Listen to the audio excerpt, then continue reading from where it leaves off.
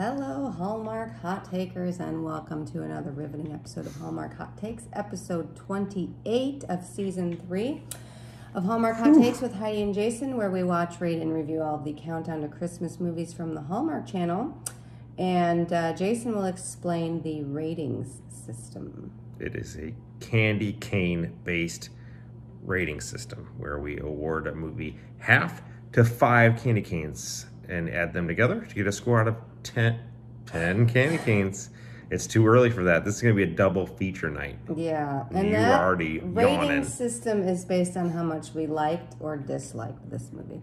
Listen, I have earned the right to yawn. This is episode 28. Yeah. I'm fatigued and I'm kind of done. You know, if it was 31 I gotta be honest, I'm done. and you just did 31 straight days, I think I would rather just do that than what this is like. This is just a lot. But we soldier on because we care about our 36 subscribers. We're in the 40s, okay? 46? Yes. Oh, okay. 46 subscribers. All right. Anyhow. What did we watch? We watched The Holiday Sitter starring Jonathan Bennett and Greg Krissa. So I'm going to dive into the rapid recap portion of the show. Meet Sam, who is a financial advisor in New York City, who is on his way to Hawaii for Christmas. He's living the bachelor lifestyle, is not interested in the whole marriage or family thing. But when his sister calls in a desperate plea because she's out of options and Sam is literally her last hope because they're adopting a baby and the baby has come early, so she needs Sam to come a few days before Christmas and watch her existing children while her husband and her go to Buffalo to pick up the new baby. Sam reluctantly agrees, and he comes to Braden, New York in the burbs and helps to take care of Miles and Danya.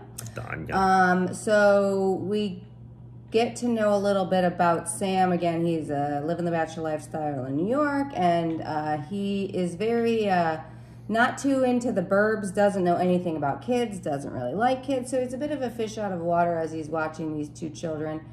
And he enlists the help of neighbor Jason, who is a single dude looking to adopt children because he hasn't found the one yet and he doesn't want to wait any longer to start a family.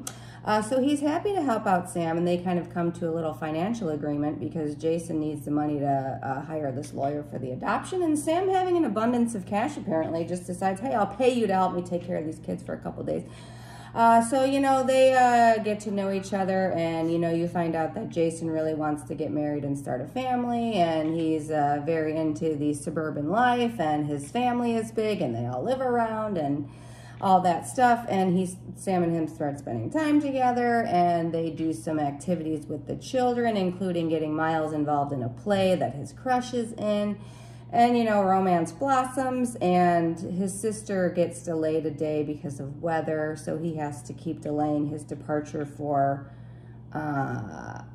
Hawaii. And then he decides to stay for Christmas, and the sister and brother-in-law make it back, and he tries to pay Jason for his time, but that doesn't go over well. And Jason returns the check, and things get awkward, and then Christmas happens, and then Sam realizes he wants what he didn't know he ever wanted, and he goes to tell Jason how he feels about them, and they kiss, and all the families are watching, and roll credits, and that is The Holiday Sitter. Well done. Thanks. Well done. Let's move on to the review. What you feeling? Likes? Dislikes? I'm feeling likes first for this one. Uh-oh. It's not good. I like that Sam and Miles played Wii Sports. Or no, Yeah. Sam and Jason played Wii Sports. Yeah, that was the new one. That was the new Wii Tennis. Wii It Tennis. looked very fun, and I kind of wanted to play All right. it. We will. I like the Sound of Music reference. Yes. I like, so the last time that Sam was at his sister's house was 5 years ago, and he almost burned the kitchen down. And like all of Braden, New York knows about the kitchen incident, so everyone brings it up, and I thought that was pretty funny. I enjoyed that. Yeah. Great. So in the beginning of the movie, I actually really liked Jason because he knew what he wanted. He was going to go get it. And he said throughout the movie, I'm tired of waiting. I know what I want. and I'm just going to get it done. And I Right. really liked that about him. I thought that was great. I liked Miles, the son. He was kind of cute. I mean, it was kind of weird because they didn't really flesh it out, but I mean, he only did this play because he liked this girl. Jason's but then niece. it was kind of cute because him and Sam bonded when Sam kind of like helped him get his crap together for the play so that he could like know all his lines, and they got to bond. And I liked Miles. I thought he was a good character. And the baby, there was a teeny tiny baby. The baby was very cute. And she was so adorable. I just wanted to pick her up. Yes. Yeah, those were my likes. I liked was it Callan card that she plays the sister plays with Sam. When she gets him to come. 'Cause he's still on the fence, even though like she clearly needs help and it's his sister that needs help. He's like still on the fence, and she pulls out when she covered for him when they were kids in high school.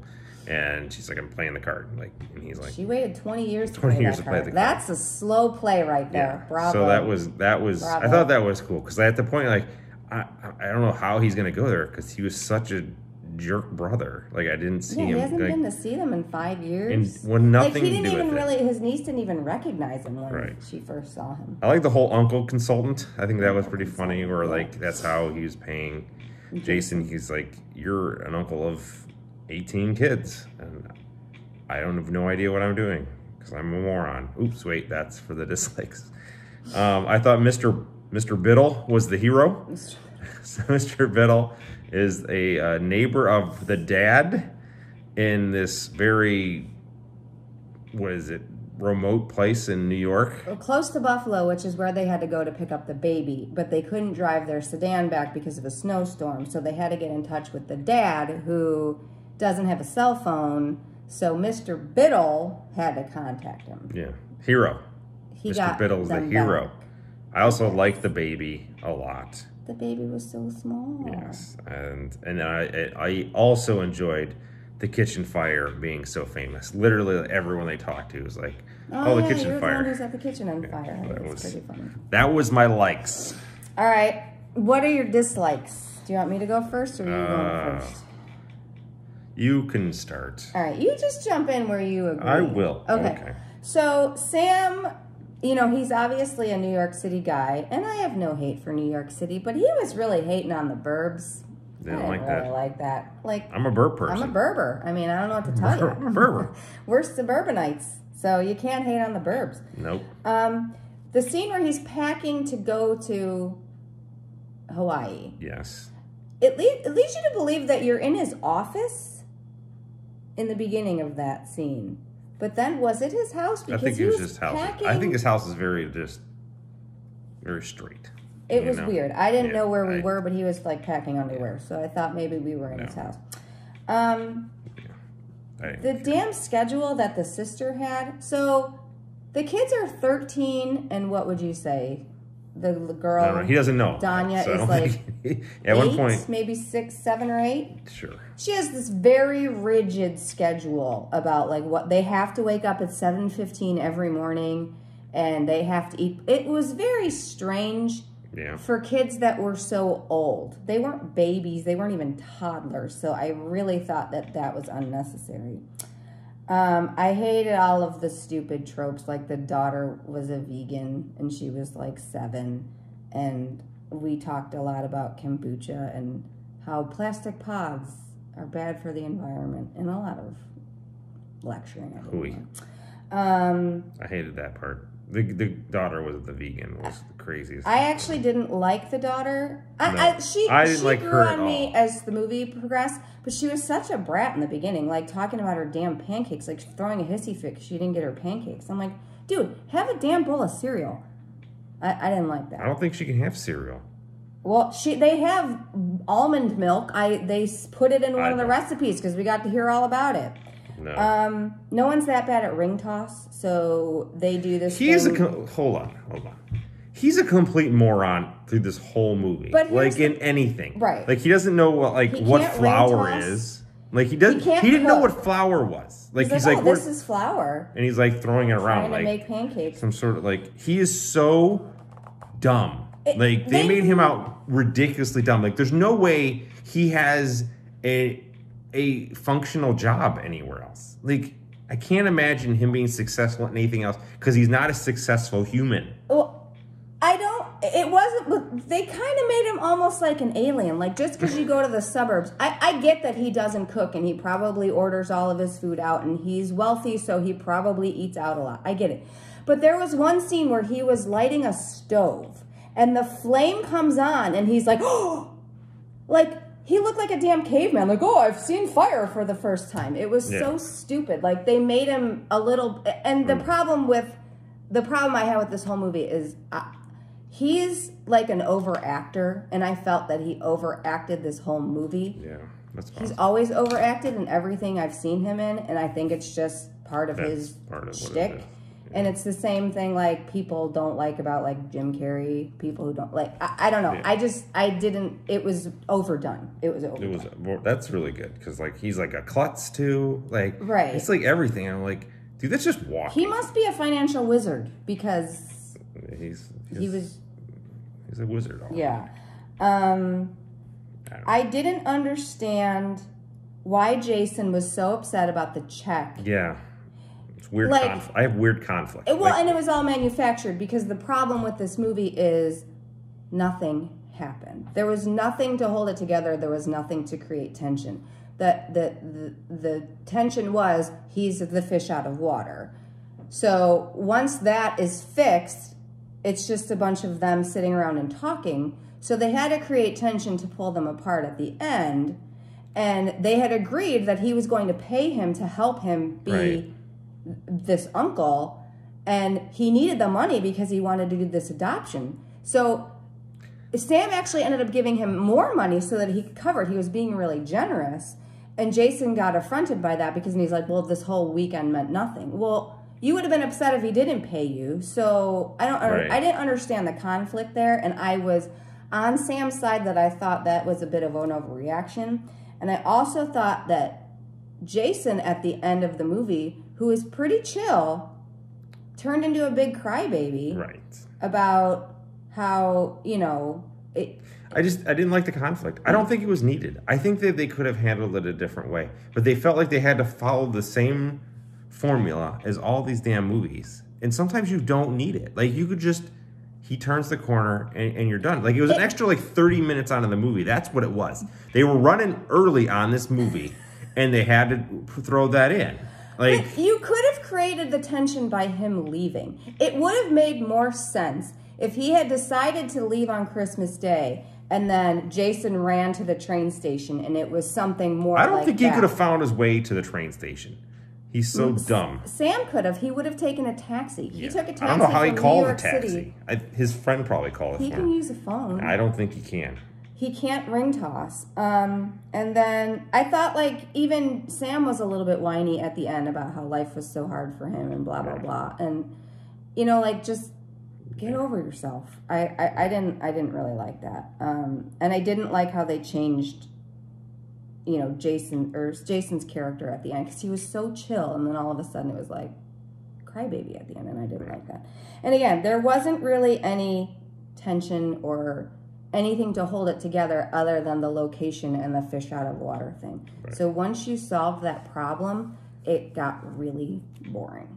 Yeah. Again, I think it went a half hour too long. Like, I think that they had a nice, they could have buttoned it up pretty nice. I agree with you. If they would have shortened it by a half hour, it would have been way more enjoyable. Because a lot of it was them just talking. They didn't do anything. They just talked and talked and talked. But like, he did a lot of good stuff with his nephew, and like, you could see the transformation of the character through all of that. And it's just, they got to that 90-minute mark, and they're like, "Oh crap! What do we do now?" Because he even had that conversation with his niece about how she was like a little apprehensive about them bringing a new baby home, and he had this nice conversation with her about, your parents are still going to love you. And again, you're right. The last half hour of the movie was just completely unnecessary. Yeah, and you're like, you could have buttoned it up, and it would have been quick and dirty, and it would have been fine. It was one of those moments. More enjoyable. It was one of those moments you saw how much was left, and you're like, wait a minute, there's only this much left. Right. We're like, how much story do we have left? They're going to complete the play. Mom and Dad are going to come home. He's going to realize he should stay.